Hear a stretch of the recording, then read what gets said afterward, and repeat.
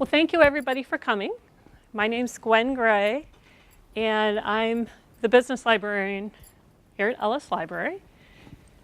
So I get a lot of these questions. How do you find data for a business plan? And as I was telling Nina, these are two librarians from Daniel Boone Regional, so they also have a good public business library collection, I think. So they are here to help you as well. And they have some materials that we don't. So I do find myself referring people to them.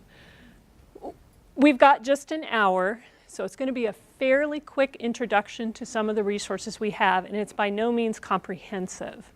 But hopefully you'll get an idea of what you can do on your own, maybe what the MU libraries can offer you, and also you can always contact me at any time with questions. And when I do library instruction sessions, I always bring candy to the students. And this is my colleague, Wayne Barnes. He has started bringing candy to the librarians, so this is really nice. Before I go any further, this is what I should have done earlier. My name. About 15 minutes ago, I sent you all an email with an attachment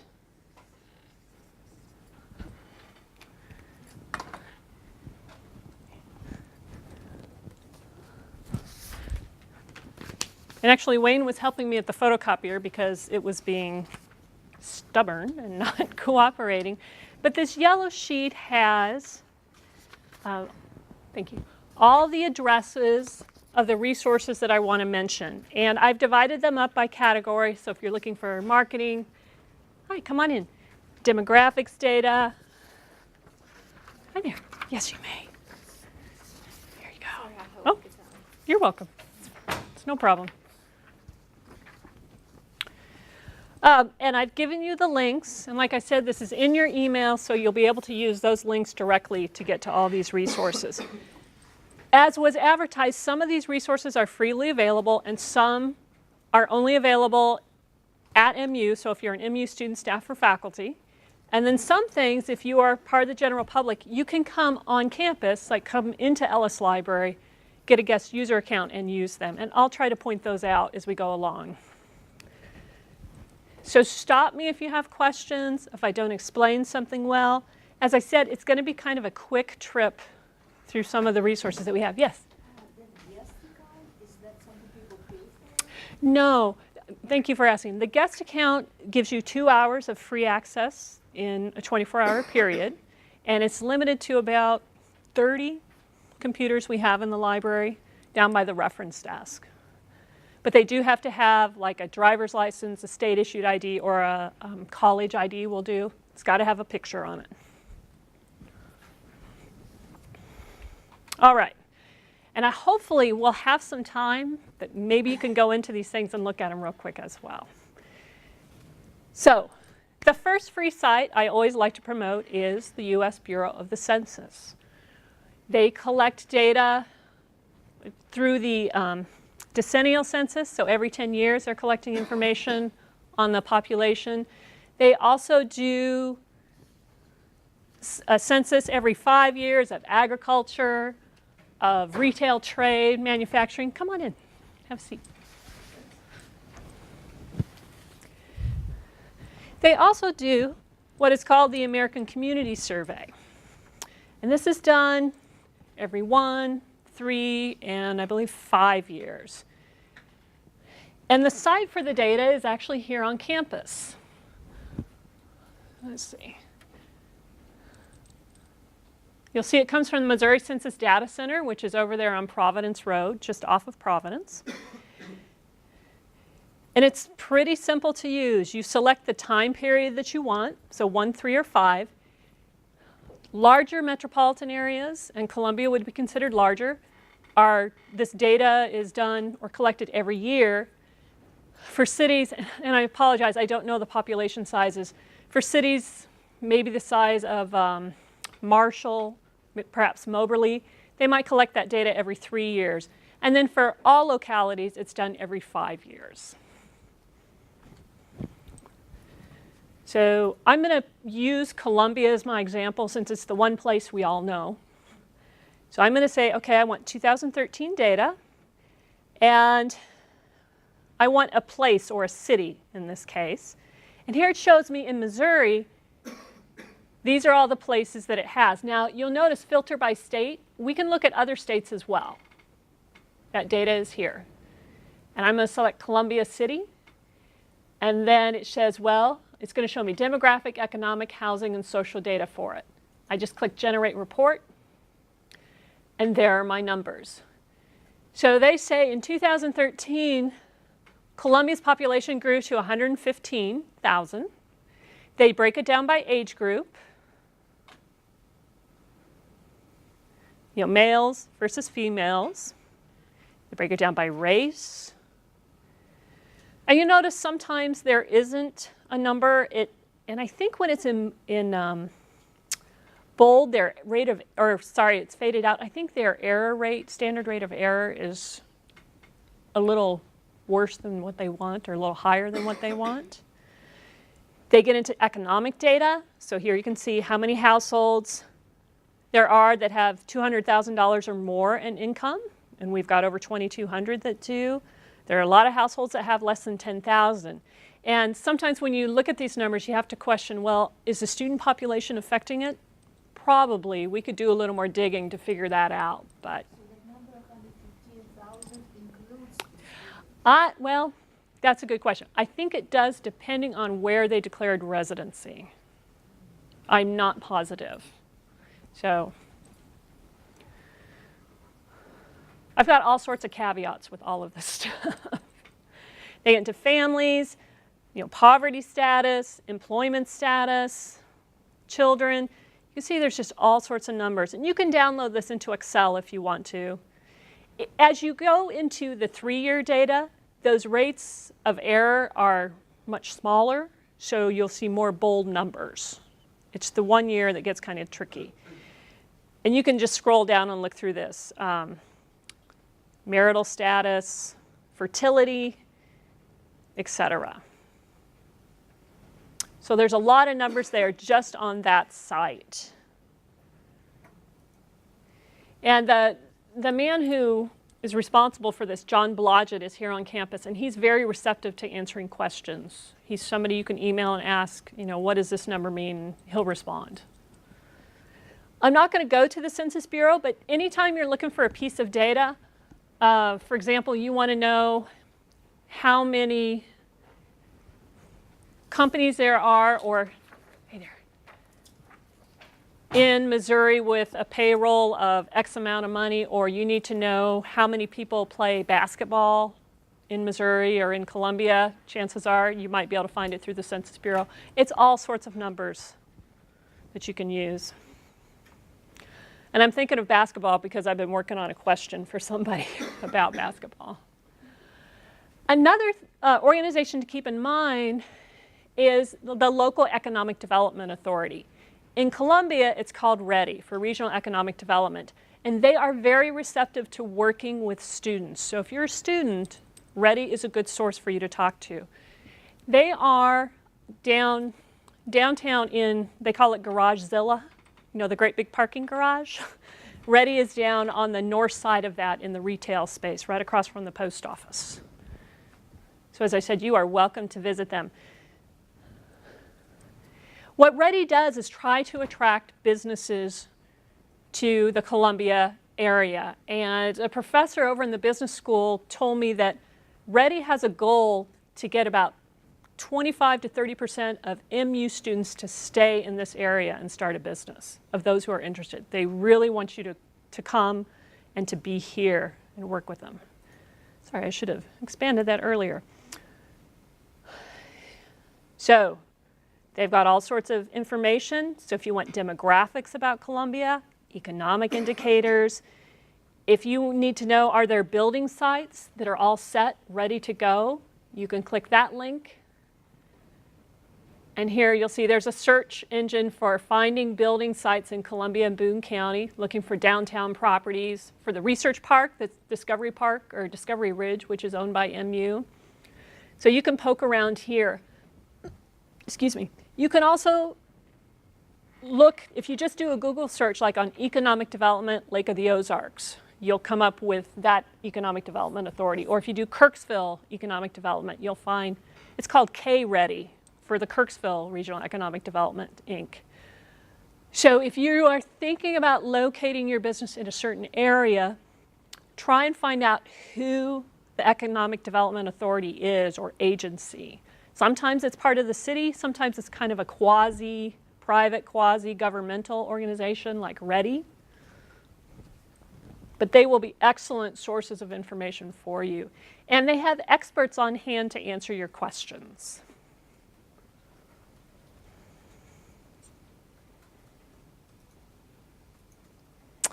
Okay. Do all of you have an idea of a business you want to try? I mean, is that why you're all here today? No? Just kind of thinking about it? Okay. I'm not trying to put any pressure on you. If you are affiliated with MU, you are able to use this product called Mintel. These are market research reports on consumer services and consumer goods. The package we purchased covers the United States, UK, and then Western Europe. Mintel also covers the rest of the world, but we don't subscribe to that package. However, once in a while, they accidentally open that up, and we can get into the information. So if you click the link for Mintel, they always show you the user license. You just say, I agree. And the first time you go to it, you must create a profile. And the link is down at the bottom of the page. And it will tell you that you must use your official University of Missouri email address. You can't use Gmail, Hotmail, dbrl.org. It's not going to accept it. It's got to have a missouri.edu extension.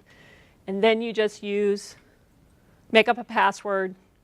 And from then on, when you go link it to go into Mintel, it's going to ask you to log in with that information. So you just do a search. Oops. Everybody likes coffee, right? Most people do. And you'll notice it gives me a drop-down. It says, well, I have these reports about coffee. Well, coffee houses and donut shops. A popular business plan on this campus is always starting your own coffee shop. It usually works. So I'm going to click that link, and here it is. It shows me the analyst, Bethany Wall. She's one of their food analysts at Mintel. So she's responsible for the content that went into this report. And in theory, if I had a question about it, I could contact her and get the information. And I have to honestly say, whenever I've had to contact an analyst, I usually get a response fairly quickly. So I do think they are responsive to their customers. There's a quick overview of the report. And then down here, you'll see the content. And these are actually tabs that you click and you can open up. So if you want to find out about the market, let's say the market size and forecast, we can see how big the coffee market's going to grow. You can just click that link. And here it is. You'll notice they have lots of tables and charts in with their text. And often they will just show you an abbreviated table. So if you click here to, expand the table and click here to shrink, then you can see all the data that's there. So they are forecasting from the forecast is from 2014 to 2018, what total sales of coffee houses and donut shops is going to be, and if it's going to go up or down. So it looks like it's very slow growth once we get past 2014.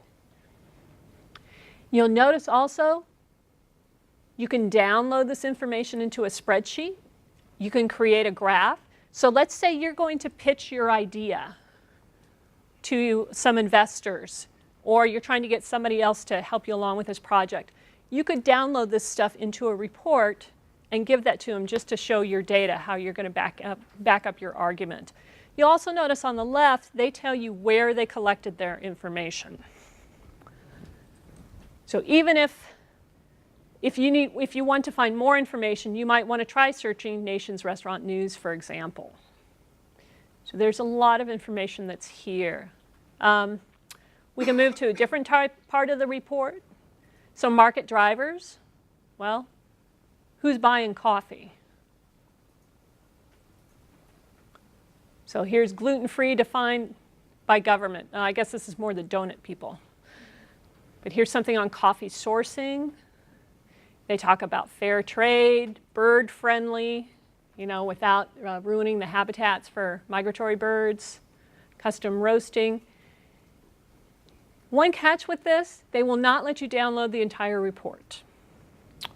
You have to do it section by section. Keep in mind that these reports run probably about $3,000 and up. So they don't want somebody to be able to do just a data dump. So if there's a section of the report you want to export it to basket. I just click that. And then when it's done, if I go back up to the top, there's my export basket. And this is tied into my login. So now I can see these are all the things that I have saved to my basket. So if you're doing anything that has to do with travel, with leisure, outdoor activities, food, financial services, apparel, this is a great source. Fishing? Somebody say fishing? Education? It might, like if you were looking at educational software, maybe tutoring services, that type of thing. Yeah, that's a possibility. It will also pull up like special articles that the people of Mintel have written, blog postings, maybe presentations that they've done. So you might find some of that as well, even if there's not a report on educational services. Yeah. So yes, that is a possibility. And when you're done, you can just go up to, and I don't know why, it always calls me Gwen Gray. I registered as Gwen Gray, but it calls me Gwen. I don't know why. It just looks kind of funny. Log off, and you're out.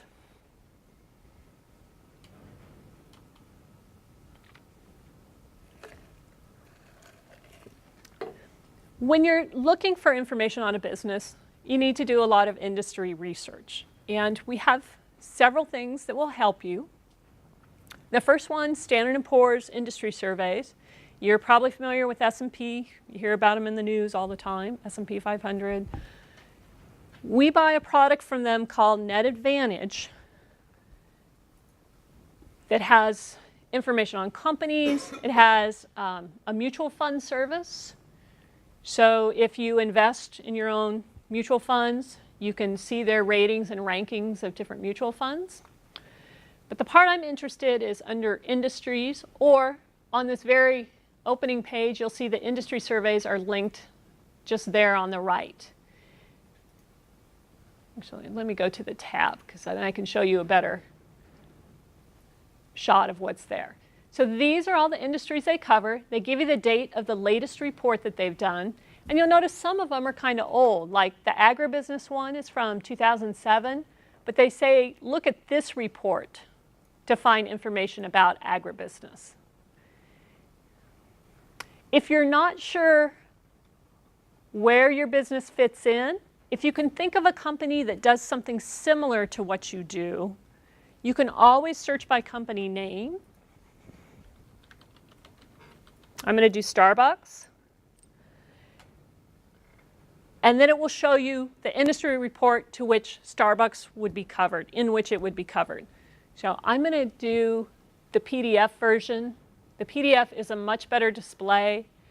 And sometimes with the HTML version, it only loads a section at a time, and you don't realize you haven't seen the whole report. So do the PDF, because it loads the whole thing at once.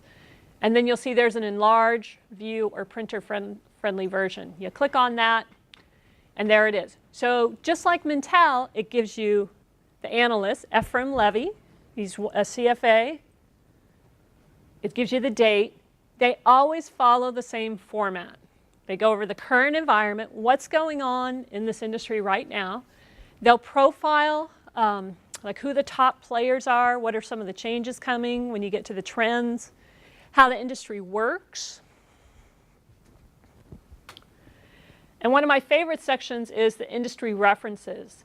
They will tell you about trade associations, maybe consulting groups that are interested in this area, and also trade journals that are out there, like Nation's Restaurant News, for example, for the restaurant industry. That's kind of their key trade publication.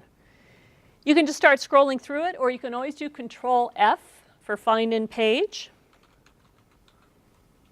And we can go in and see, well, where did it find Starbucks? And it will highlight that as we go through the document.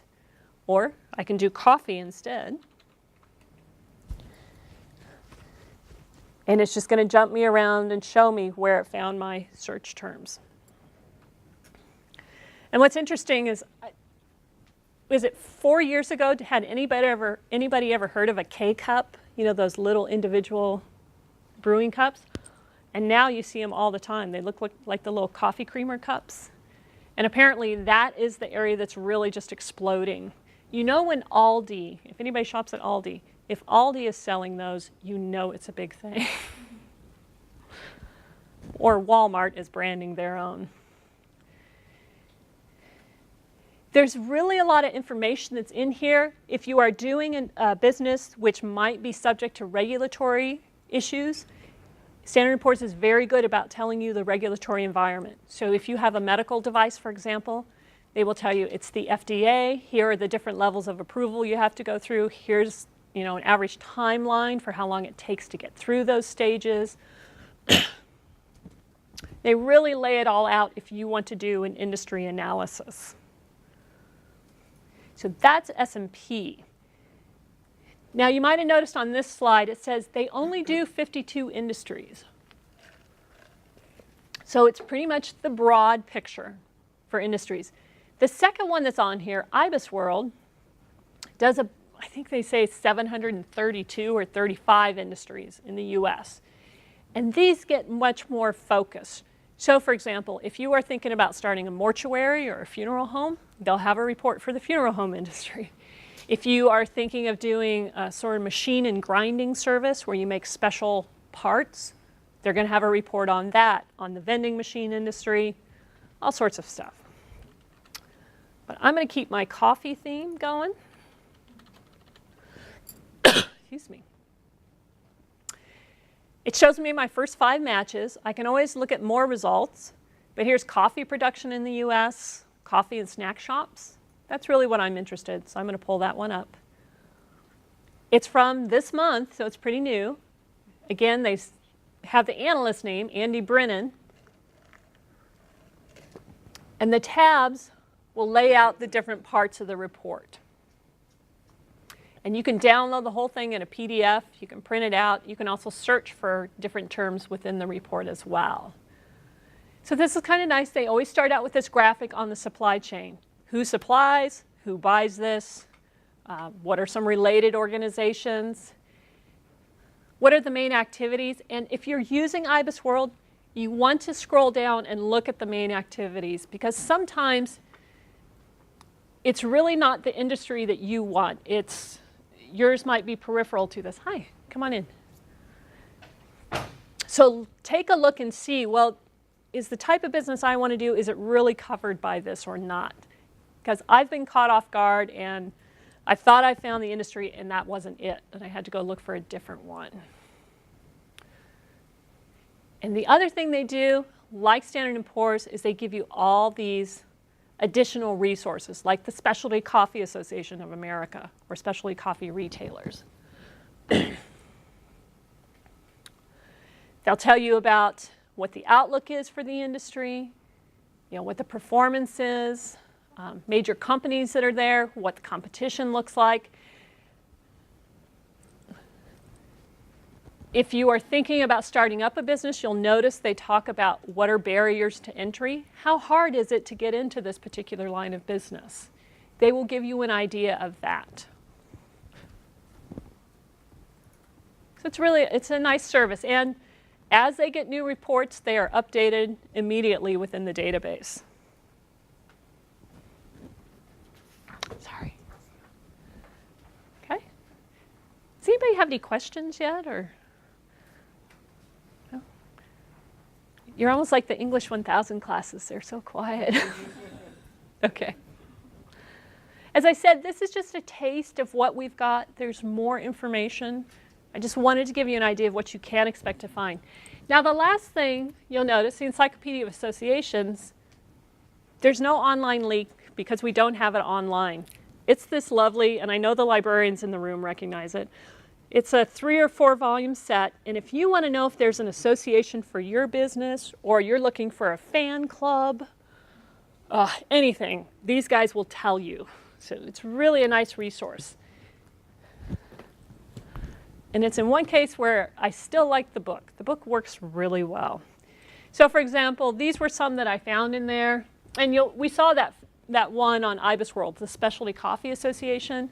But here's some other groups that you can find. And keep in mind that trade associations, they're the ones, they are out collecting data for this industry because they're providing information to their members. They're doing surveys of their members. You know, how many customers do you service a week? Or how much did you take in sales over the past year? And if you are a member, you can get access to that data. If you are a student, they often have a student rate. And if they don't advertise that, give them a call and ask them. I can't remember what association it was, but they charged like $200 for professional membership, but $25 if you were a student. So if you're preparing a business plan, it might be worth your money to do that. And if you don't have the $25, send them a note, give them a call, tell them what you're doing, and ask if they could possibly provide it at no cost. Sometimes it works. So I love the International Car Wash Association.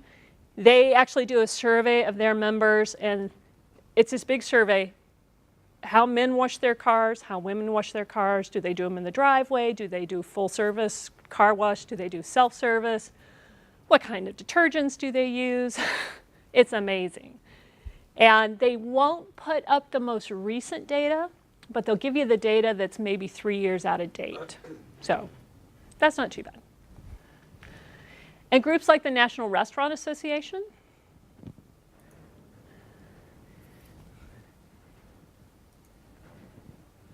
one thing they do, you'll always notice, is they advocate. They lobby on behalf of their industry.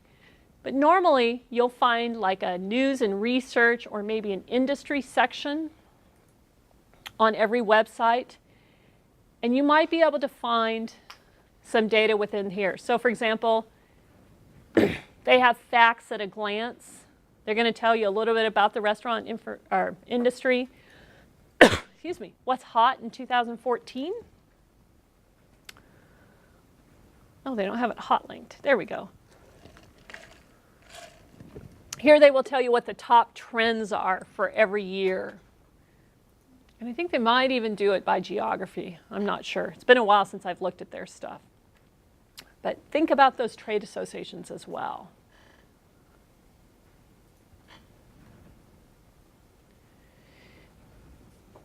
I kind of like to come back to this at the end if we have time. But I want to mention that the MU libraries subscribe to a number of sources or resources that are available to MU students, staff, and faculty. And the public library you have Business Insights Essentials, correct? Because that's a statewide subscription. All libraries in the state have that. These are going to tell you if articles have been published on whatever topic that you're doing. So for example, one business plan that I see about every 2 to 3 years is an alcohol delivery service. And, you know, I don't know why, but it always pops up. Hookah bars always pop up too on a regular basis. Hookah. Did I say hookah? I always say hookah. If you use a source like Business Source Premier or Business Insights Essentials, you're going to be looking at magazines that are out there like Forbes and Fortune and Bloomberg Business. You're also going to search things like Footwear News, which is the trade journal for the shoe industry. And you'll also be searching magazines that come out from regional areas. So for example, the St. Louis, I don't know if it's still there, the St. Louis Business Journal, things like that that focus on the business environment in a particular region. And oftentimes what I tell the students is somebody has probably thought of this already or done something similar, if you can find an article about it, you might be able to find some data in it, perhaps some numbers, or also you might find out the entrepreneur will tell you what went right and what went wrong. So thinking back to the alcohol delivery, there was a Florida Regional Business Journal article that I found, and the woman had started one like 5 years before, and it was just an interview with a local magazine, and she said, this is what I would have known, I would have liked to have known, these were the mistakes I made. Excuse me. And so it was kind of an opportunity for the student to say, oh, you know, if she ran into this problem, maybe I should look and see, is this going to be an issue for me as well? Excuse me, I went to my daughter's volleyball game last night, and I'm really into cheering the team, and I think I'm paying for it now. Sorry. My voice is starting to go. So we may come back to these if my voice holds out. In Columbia, you want to remember the two local papers, the Daily Tribune. They run, excuse me, a special business section every Saturday. You can search it on their website, the Missourian, which is the paper produced by the MU School of Journalism. They also do business stories. And then the Columbia Business Times. Now, I think the Tribune and the Missourian will allow you to search all their articles. If you want to view them, you can get like 10 free articles a month. I think that's their restriction. So keep that in mind. Columbia Business Times puts all their content up, I think maybe 2 weeks after publication. This comes out once a month. If you are interested in starting a business in Columbia, this is a great thing to just browse because you can get an idea of who the people are, who some resources are, and also, excuse me, see what's been opening up. There you can see some of the headlines. The Research Reactor here in town has been very actively promoting themselves or promoting their business so that they can provide, I don't know, what would you say, nuclear services, medical, pharmaceuticals, or what are those called, radioactive pharmaceuticals for companies around and hospitals around the United States and even overseas, I understand. So think about the Columbia Business Times. And if you hear of something, you heard about a business, or maybe it's somebody who's very active locally in the business community, use their search box, which is just up here on the right, and see if you can find an article about them. Excuse me.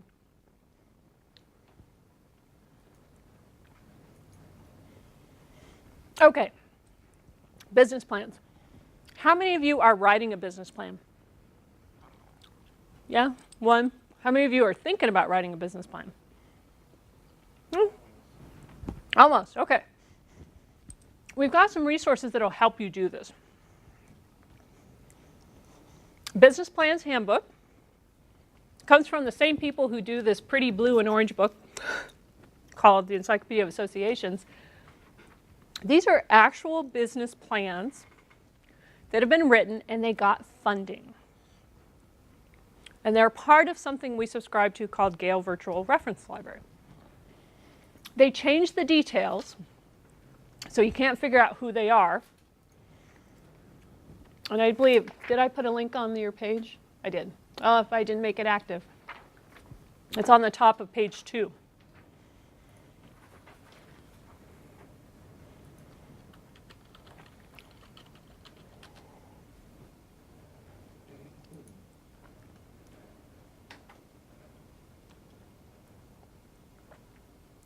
So I am going to look for, I just want to show you what they look like.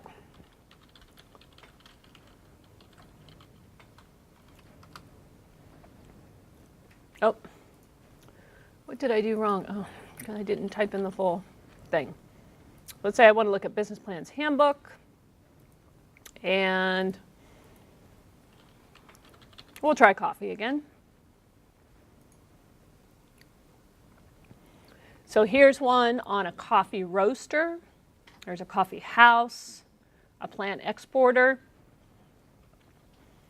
I could just view the PDF. We'll show you what they look like. So here it is.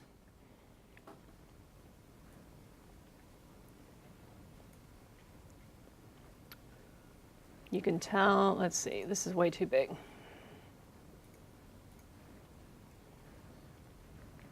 Can I make this bigger? There we go. All right. So it's just going to be like a real business plan. They've got the executive summary, their mission statement, the goals. So they're hoping to make personal income in excess of $50,000 within 3 years. Opportunities. And keep in mind that these actually worked. That whoever wrote this up, they actually got the funding from the bank or from their investors, and they were able to go forward. Now the caveat is we don't know if it failed, but the business plan made it. So these you can print. I'm not advocating that you take these and you use them as your business plan, but it does give you sort of a template to work off of and shows you the type of information you need to include. And if you go out on the web, you'll see there are all sorts of business plans that you can use, but these, they've been successful. The Carnegie Library of Pittsburgh maintains this product, and it's just something the librarians pull together. They've gone out and searched for all these business plans that are available everywhere. Some of them are in books, and if you have any questions about, well, gee, do we own small business profiles or how to start a home-based bookkeeping business, please contact me and I'll be happy to check, or contact our reference desk downstairs. But let's say, doing my coffee again, here it found a drive-through coffee and beverage service from Business Plans or bplans.com. If the plan is available online, they will give you the link so you can go directly to it. Okay? And what I like about this particular resource is they just have all sorts of businesses. So some of them are kind of wild and out there. Like there's a commercial diving service. You'll notice, and it actually says the originals from Business Plan's Handbook, which you should have access to here. To childcare, to starting up a hunting lodge, there's all sorts of information that's here.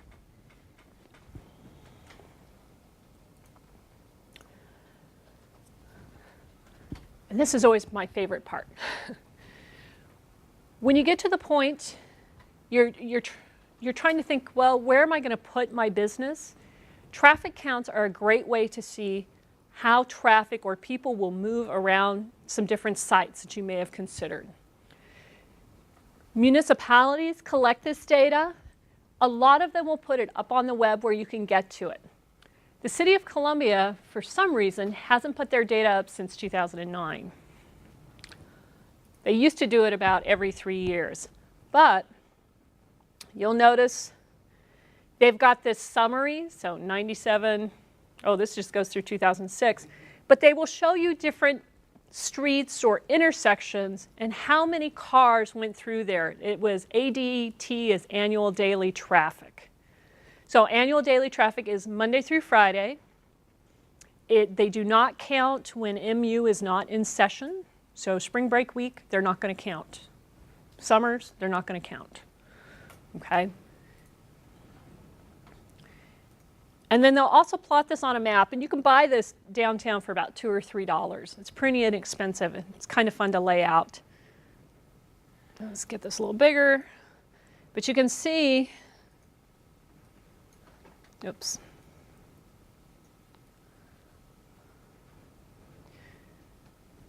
If it will reload.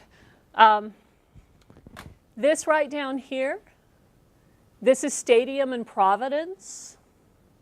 So here's the football field. Just west of Providence on Stadium, they said there was an average of about 23,000 cars a day that were going through right there. Just north of there, about 28,000. And if anybody was stuck on campus, was it 2 years ago we had the big snowstorm and MU closed early? Did anybody try to get off campus? It took me 2.5 hours. I think there were about 20,000 cars on Providence Road that day. But you can look at different points in town and see, well, how many cars are going through? And you'll look at it and you'll realize, wow, that's why it takes me forever to get home sometimes. And they've covered the whole city. You'll find some for the county as well. You'll notice out in western, like beyond the city limits. So this is out at Midway. If you ever go out there, just south of there, there's about 2,000 cars a day, which are going through there. So if you've got a location in mind, this will help you get an idea of, are there enough people going through there to see my business? And that was just a screenshot I did in case it wouldn't load. MoDOT does this as well, and they do it every year. And you can find this on MoDOT's website, just modot.org, or if you do on Google, traffic volume map Missouri or traffic volume map Iowa, you can get these maps for all the other states. Columbia is in the Central District. So I know, there's the big map, and then down in the lower right corner, or all around the map, they've got like Columbia, Lebanon is here, Fulton is here. Let me show you on the screenshot I took. So this is a screenshot from 2013. It's similar to what the city showed you, but these are the numbers that MoDOT came up with. So they said, what is that, just west of Stadium and Providence, that there were about 27,000 cars a day. And as you go up towards the mall, there were over 38,000 cars, okay? Now with that new, what's it called? I love it, the new interchange at Stadium, and it's so much better than it used to be to get through there. You know, I live over this way, and cars would be backed up for about 1.5 miles trying to get out there. But you'll also see as you go north on 63, you can sort of see where cars peel off and head to different parts of town, or how I-70 gets so packed. Because right inside eastern Columbia, we've got 38,000 cars, then we've got 46,000.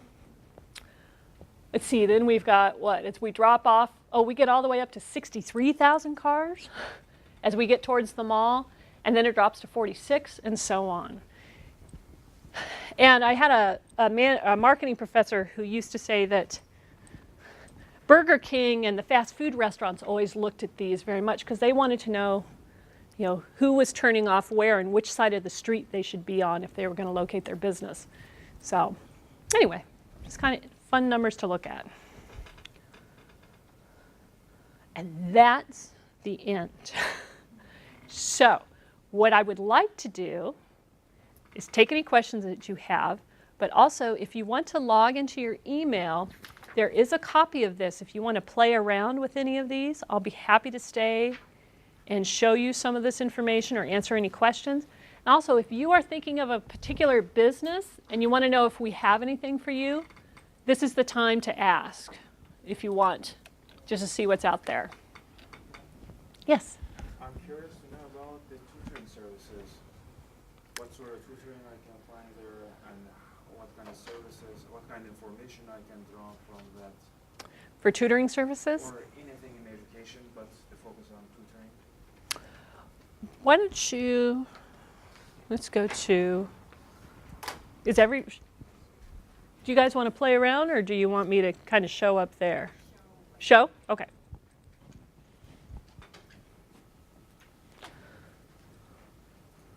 So let's look.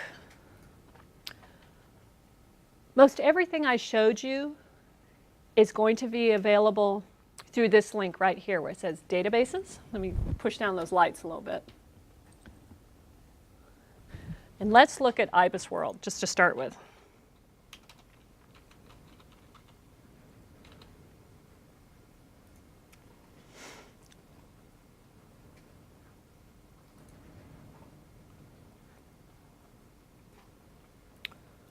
Let's try. But I do need to spell it correctly. Tutoring.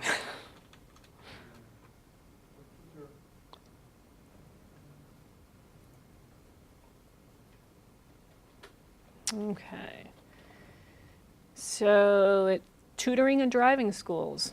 That's an interesting combination. Let's look at that one. Tutoring and educational support in U.S. So here it is. It says this industry includes exam preparation and tutoring services.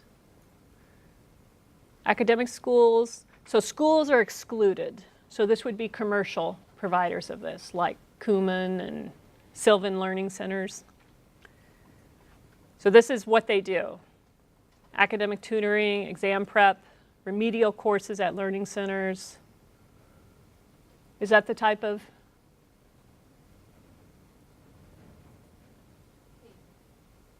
Is that the type of business you want? And can you focus on Colombia or Missouri? No. These are nationwide.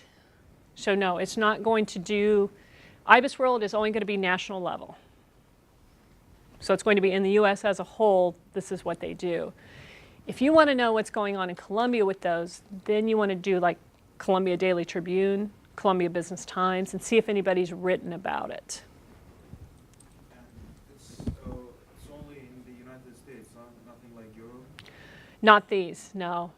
And how come you got with IBISWorld? How would I know that I would go to IBIS? You'd come see me, or you come to a session like this.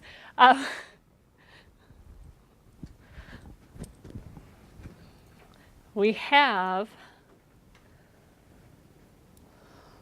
got some guides on our website. Honestly, the best thing to do, and I'll say this for us, and we've got 2 librarians from the public library as well. The best thing to do is come and see us and ask us, because otherwise you don't know. You could look around our website, like look at, these are some of our subject guides. So we have guides to resources. So if you're looking for, industry report, we'll show you where to go for that. The best thing though is to come and see us. Or you can always, on our website, you can always click this Ask MU Libraries, or if you don't see that, do Contact Us. And you can chat with us. Like you could put your question into this box, and we've got somebody on the other end who will respond to you. You can email us, call us, but really the best way to do it is talk to us somehow. And if it's something that we can't do over email, we'll say, hey, can you come see us or give me a call so we can talk about it. So yeah. Any community you go to, try and get to know the librarians because we can save you a lot of time. Yes. Any other questions?